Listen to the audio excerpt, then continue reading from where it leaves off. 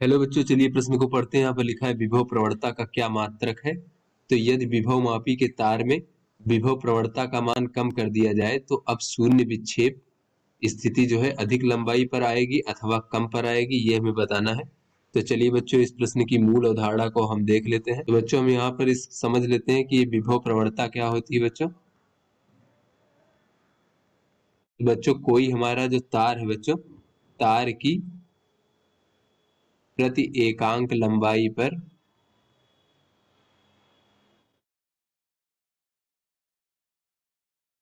जो बच्चों विभव पतन का मान है वो विभव प्रवणता कहलाती है। बच्चों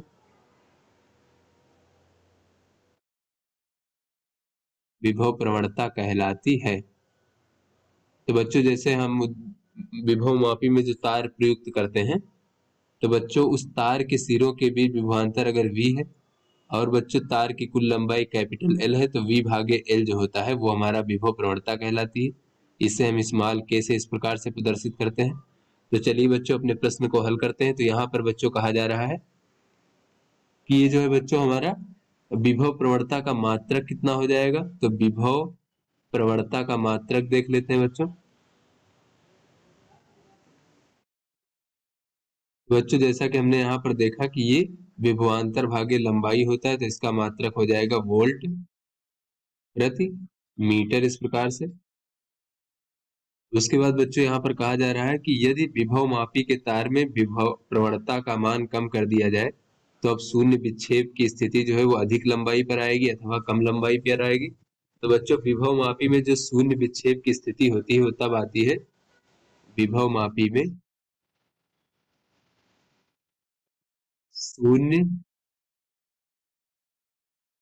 विक्षेप की स्थिति।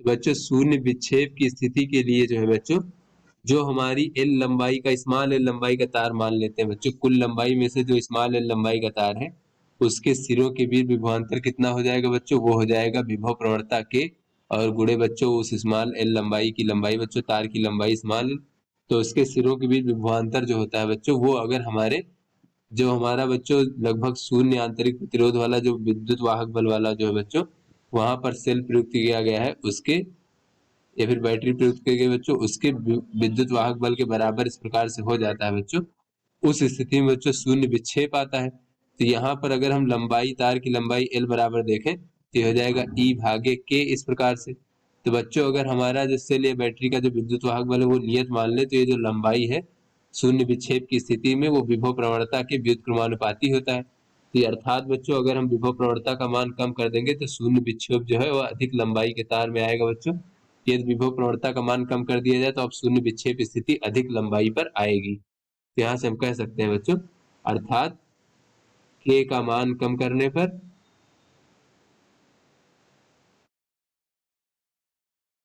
पर बच्चों जो हमारा शून्य विक्षेप होगा वो अधिक लंबाई पर आएगा।